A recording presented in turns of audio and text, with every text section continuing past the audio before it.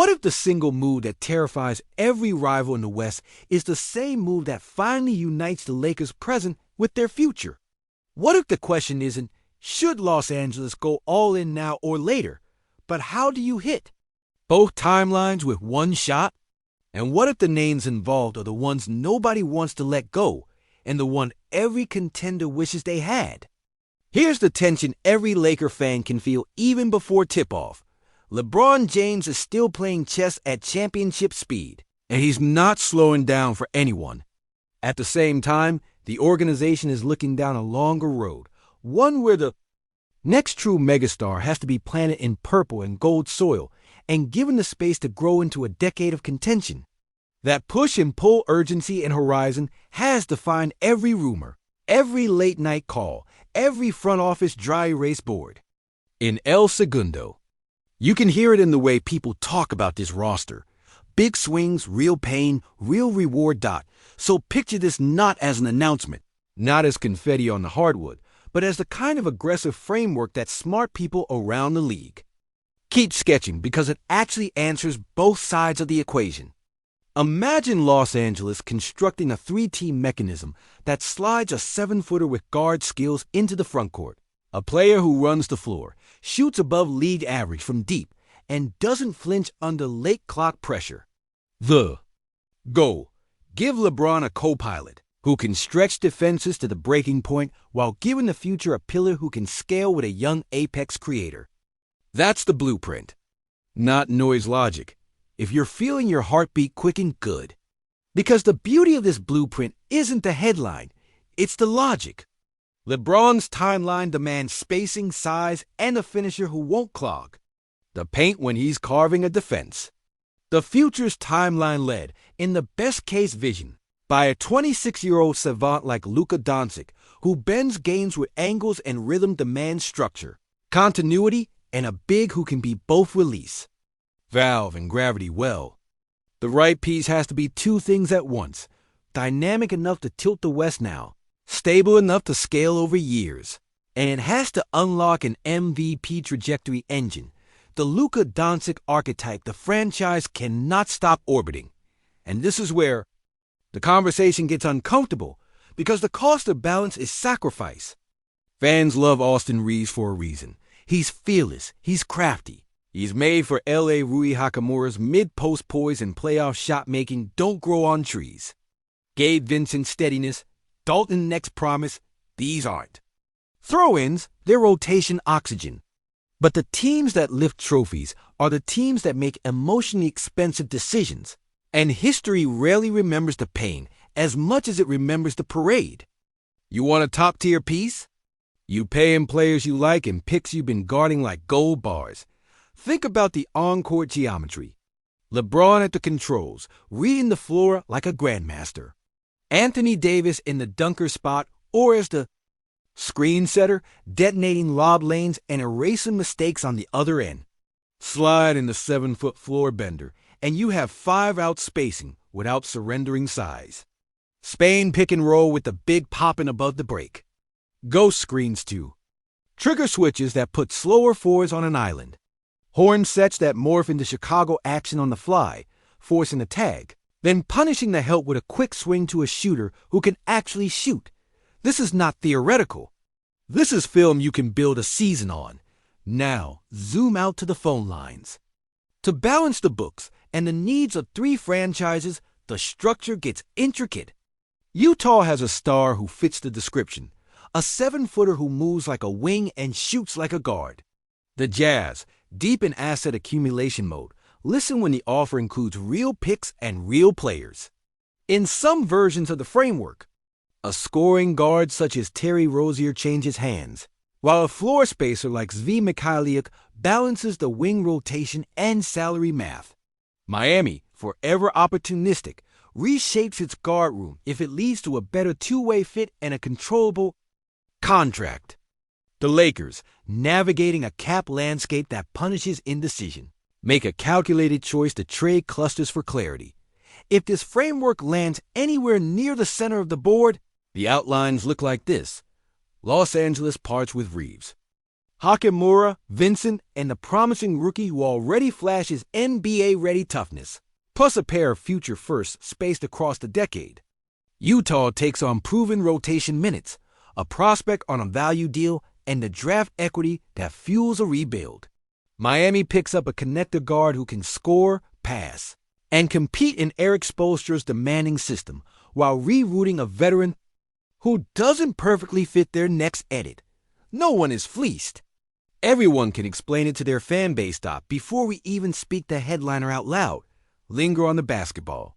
What would it feel like to see LeBron ghost a screen and flare to the wing while the new 7-footer lifts to the slot, the defense torn between tagging the roll and sprinting to the pop? What happens when Davis flips the angle mid-possession and that 7-footer sprints into a dribble handoff, catches on the move, and punishes a late close with 2 hard dribbles and a finish through contact? How many times have we begged for a lineup that lets LeBron and a D breathe while opponents run out of answers? This is that lineup. Defense matters just as much. No, you don't bring in a 7-footer just to trade buckets. You bring him in because his size closes windows, his length bothers shooters, and his mobility lets you switch selectively without breaking shape. With Davis anchoring the backline and LeBron quarterbacking from the nail, the new piece doesn't have to be an all-defense savant to matter. He has to be connected, competitive, and smart enough to slide into the scheme. Add wing help at the margins, trust internal development to shave a possession here and there, and suddenly the math turns in your favor. And then there's the human part, the part we talk about in the car after games. What does it mean to say goodbye to a fan favorite if it means saying hello to a real title shot? What does it mean to cash in future picks for a present tense that actually threatens the best teams in the league? There's a cost to every window.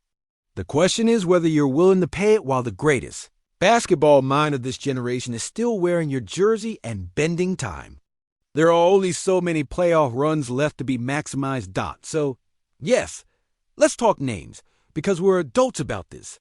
The 7-footer in question is Lauri Markkanen, a player whose leap from promise to problem has been one of the league's most compelling arcs. He shoots, he runs, he finishes, he competes. He doesn't need 18 dribbles to matter. He gives you structure without stealing oxygen. In a city that has often tied itself in knots, chasing the biggest possible star, he's the kind of modern star who makes other stars better. Put him next to Davis and James and possessions grow up. The spacing is cleaner. The reads are faster. The shots are better. Because make no mistake, the long game is as real as the short game. The next face of this franchise, Luka Doncic, if that courtship ever turns real, or the Luka-type centerpiece this front office keeps chasing, is younger, hungrier, and increasingly vocal about building for banners, not photo ops. He doesn't want patience sold as a plan. He wants a roster that respects the math of his prime. A stretch 7 who can screen high, pop to 28 feet, and still punish switches in the lane is a cheat code for a league creator who reads help before it shows up. That's not theory. That's film session reality. The sooner the supporting pieces match that vision, the sooner the West has a problem it can't scheme away over a weekend. Miami's role in this is the classic Heat calculation.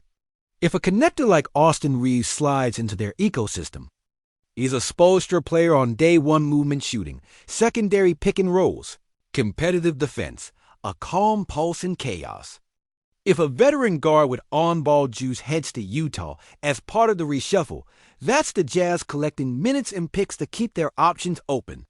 Every team here can explain the move to its fans without twisting itself. That's how you know a proposal isn't just fodder. It's plausible. None of this is an announcement. No parades are scheduled. But the reason this conversation refuses to die is because it speaks to something true about where the Lakers stand. You don't get to ride 2 timelines without picking pieces that honor both. You don't get to waste LeBron's final elite seasons and call it stewardship. You don't get to talk about building a decade with a young superstar and then surround him with stopgaps. You have to act like a franchise that understands the weight of its jersey and the window. It's holding. There will be counter-arguments, and they deserve oxygen. Depth matters over 82 and in the playoffs. Chemistry isn't a slider you can max out on a video game. Picks are currency for a reason. But depth that doesn't scare the elite is just warm comfort in November. Chemistry forms fastest when the talent is undeniable and the roles make sense. And picks? The point of those assets is to turn them into the kinds of players you hope. Pick number 20-something becomes. Waiting for a maybe while a sure thing is knocking is how windows close quietly. On the floor, it's beautiful. LeBron manipulates a switch. Davis sprints into a re-screen. Markkanen lifts and fires, and the building breathes in. In crunch time, you span the same action from different alignments until the opponent breaks. Horns twist into a flare, empty corner. Pick and roll turns into a slip for a dunk. Spain variation forces a top lock and becomes a back screen for a hammer in the weak side corner. You're not guessing anymore. You're dictating. That's the difference between hoping to steal a series and daring the West to keep up dot and off the floor. It sends a message that matters. To LeBron, we heard you and we are not wasting time. To the star who will define the next decade here, think. Luka Doncic caliber. If not Luka himself, we are building with your game, not around your brand. To the locker room, rows just got cleaner. To the league, the Lakers are done playing the middle. That's the kind of clarity that turns noise into momentum. If it happens, it won't be because of headlines. It'll be because the people in. The room decided that the best way to honor two legends, one finishing a masterpiece, one beginning his, was to find a piece that speaks both languages. Lauri Markkanen is that bilingual piece. He tells LeBron that late clock help has a place to land. And if it doesn't happen, then the truth behind the rumor still holds. The Lakers need exactly this kind of answer. They need the size that shoots. They need the courage to trade good for undeniable. They need a plan that treats now and next as partners, not rivals. Because every spring without that plan is one fewer spring for the greatest to chase, and one more spring where the future learns the wrong lessons about how greatness is built. Here, call it a blueprint, call it a gamble, call it the grown-up mood that a serious franchise makes when the stakes are this high. Whatever you call it, you know what it looks like when you close your eyes. LeBron surveying, AD soaring, a 7-footer spacing and striking, and the rest of the league realizing that the Lakers chose pain today for rings tomorrow. That's how banners happen in this city, not by accident, not by nostalgia. By clarity, courage, and a piece that makes the whole court make sense.